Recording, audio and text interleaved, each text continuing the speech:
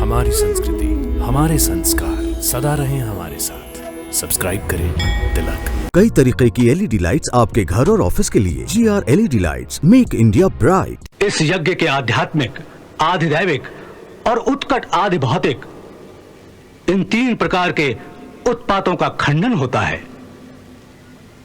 यदि यह यज्ञ सफलतापूर्वक संपन्न हो जाए तो समस्त संपदाओं के दाता शंकर भगवान प्रत्यक्ष दर्शन देकर ऐसा वर देते हैं जिससे जरा और मृत्यु दोनों का निवारण हो जाता है। शंकर का दिया हुआ धनुष, पर वो है कहां? आपको शायद ज्ञात नहीं, कई पीढ़ियों से मथुरा के राजकुल के पास है। वो आपको गुप्त कोश में मिलेगा। राजन, ऐसे दो ही धनुष थे, एक त्रेता में राम के द्वारा तोड़ा गया और एक मथुरा के राजकुल के पास है। यदि उस धनुष की पूजा निर्विघ्न कर सके तो आपका कभी अनिष्ट नहीं होगा।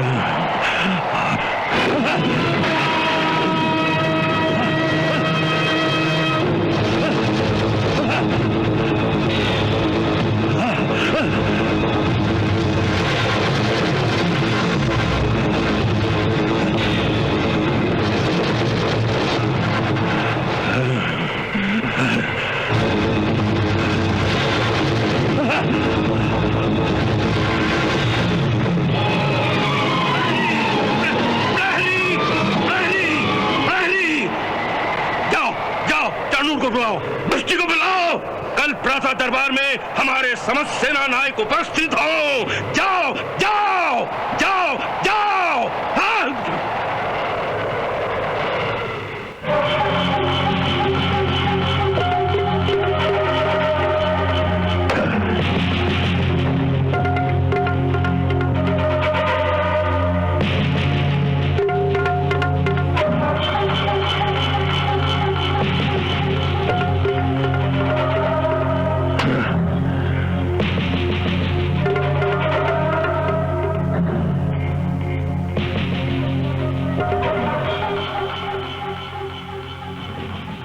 महाराज कंस, हमने आपके इस भयानक स्वप्न का विवरण भी सुन लिया और मथुरा के महापंडित सत्यक जी की धारणा भी कि यह स्वप्न किसी बहुत बड़े विनाश का सूचक है, बहुत बड़े विनाश का। इन दोनों ही बातों से ना तो हम भयभीत हुए और ना ही हम चिंतित हुए, परंतु हमें चिंता हो रही है केवल आपकी इस दशा को देखकर। वो परमवीर कंस जो आज तक तीनों लोकों में अपनी विजय दुंदुभी को बजाता आया है, जिसकी एक गर्जना से देवताओं तक के हृदय कांप उठते हैं, वही शेर की तरह दहाड़ने वाला कंस आज हमें पहली बार स्वयं डरा हुआ दिखाई दे रहा है। मित्र, स्वयं डरा हुआ। इससे पहले भी हमने कई बार आपको चिंतित देखा है, परंतु इस प्रकार भयभीत कभी नहीं देखा मित्र, कभी नहीं। इसी बात ने हमें चिंता में डाल दिया है मित्र, इसी बात ने। क्योंकि युद्ध नीति कहती है कि शत्रु को जीतने का सबसे पहला गुर यह होता है कि उसे भयभीत कर दो, उसके हृदय में डर पैदा कर दो मित्र, डर। इससे उसकी शक्ति आधी रह जाती है। डरा हुआ योद्धा रण में जाने से पहले ही बाजी हार चुका होता है। किंतु ऐसा व्यक्ति जिसके हृदय में ना कोई डर हो ना कोई भय हो, और वो चारों तरफ से शत्रुओं से घिरा भी हो, तो भी वो अपनी वीरता, हिम्मत और साहस के जोर पर लड़ाई को जीत सकता है। इसलिए सबसे पहला काम तो आप ये करिए मित्र कि अपने हृदय से इस भय को, इस डर को निकाल दीजिए मित्र, निकाल दीजिए।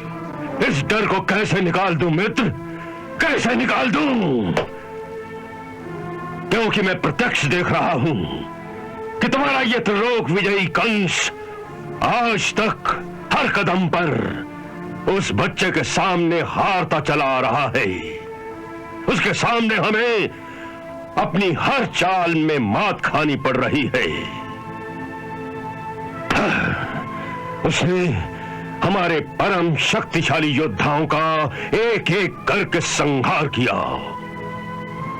वो चाहता तो अब तक हमारा भी संहार अवश्य कर सकता था, पर ऐसा नहीं किया उसने। हमने पहले भी कहा था, ऐसा लगता है कि वो हमारी हंसी उड़ा रहा है, हमारे साथ खिलवाड़ कर रहा है। हाँ, या फिर हमारा एक एक अंग काट काट कर हमें तड़पा तड़पा कर मारना चाहता है। हाँ,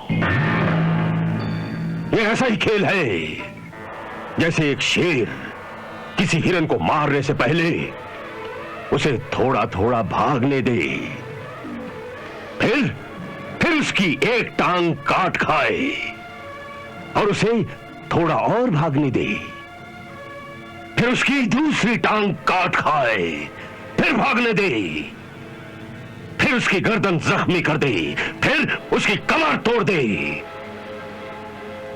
यहां तक कि वो हिरन थक हार कर स्वयं ही उसके सामने धरती पर लेट जाए, जैसे कि लो भैया अब खा लो, मुझे खा लो।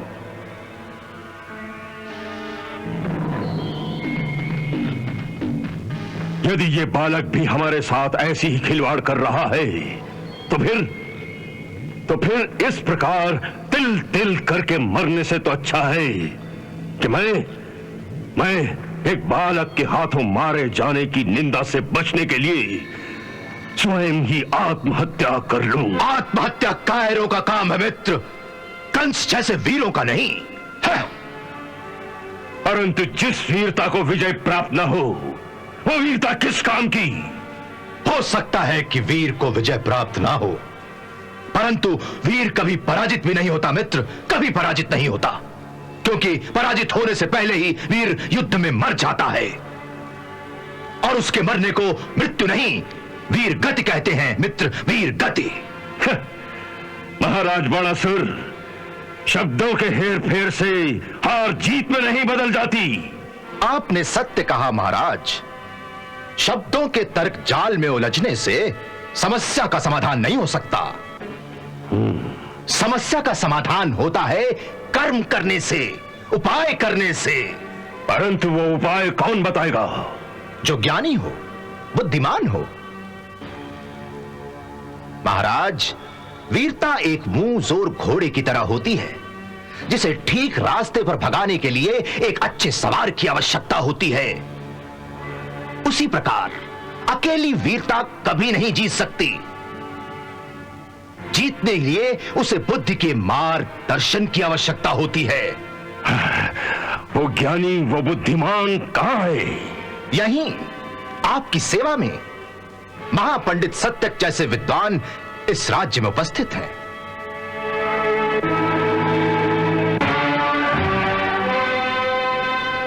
ये बुद्धिमान पुरोहित स्वयं दैत्यों के गुरु महान शुक्राचार्य जी के प्रिय शिष्य हैं। इनके ज्ञान, इनकी विद्या का उपयोग करना चाहिए हमें।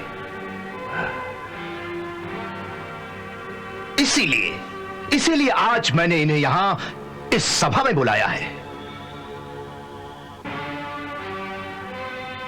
हां महाराज, इन्हें यदि सपनों के शुभ अशुभ फल की जानकारी है तो ये भी जानते होंगे कि किसी विपत्ति की सूचना यदि किसी स्वप्न के माध्यम से मिली है तो उसके निवारण का उपाय क्या हो सकता है।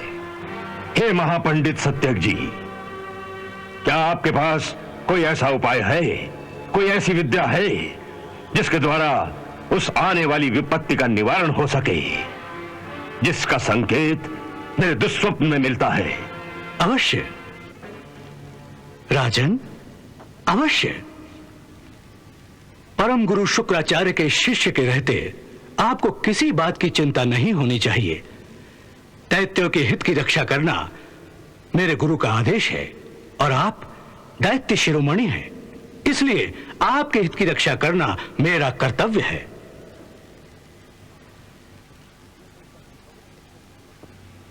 यह सुनकर हम बहुत प्रसन्न हुए। कहिए, क्या उपाय है आपके पास? इस परिस्थिति में गुरुदेव ने केवल एक ही उपाय बताया है।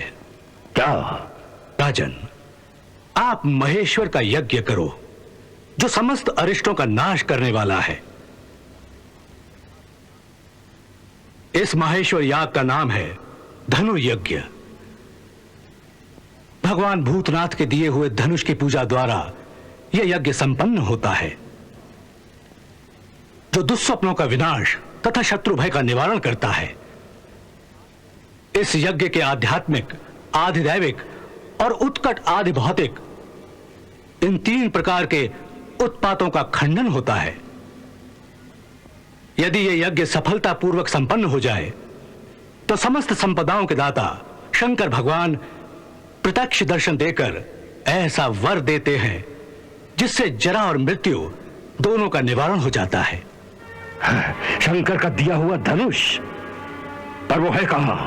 आपको शायद ज्ञात नहीं, अथवा महाराज उग्रसेन ने नहीं बताया होगा कि वो धनुष कई पीढ़ियों से मथुरा के राजकुल के पास है। वो आपको गुप्त कोश में मिलेगा। पूर्व काल में वो महान पाशुपत धनुष नंदीश्वर को स्वयं पशुपतिनाथ से प्राप्त हुआ था। फिर उन्होंने एक समय पुष्कर तीर्थ में वो धनुष परशुराम जी को प्रदान किया था। कृपा निधान परशुराम जी ने उसे इस राजकुल के पूर्वजों को दिया था।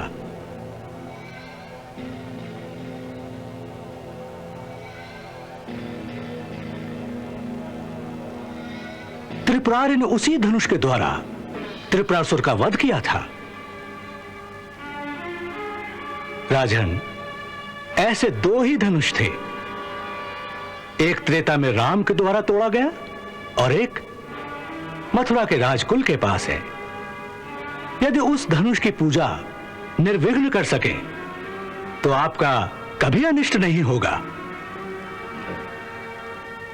इस यदि शब्द का प्रयोग क्यों कर रहे हैं आप? क्या उसकी पूजा निर्विघ्न होने में आपको कोई शंका है? नहीं महाराज, क्योंकि यह धनुष इतना कठोर है कि महाबली शेषनाग, सूर्य और कार्तिकेय भी नहीं झुका सकते। फिर भी क्या? गुरुदेव ने कहा था कि यदि यज्ञ के बीच में यह धनुष टूट जाएगा तो यजमान का नाश हो जाएगा।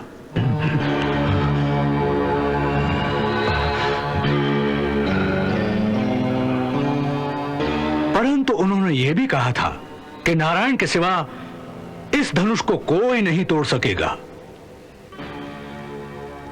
इसलिए मुझे यज्ञ की सफलता में कोई शंका नहीं। महाराज, मेरा परामर्श है कि आप इस महान यज्ञ का अनुष्ठान दृढ़तापूर्वक कीजिए। आपकी विजय होगी महाराज, विजय होगी।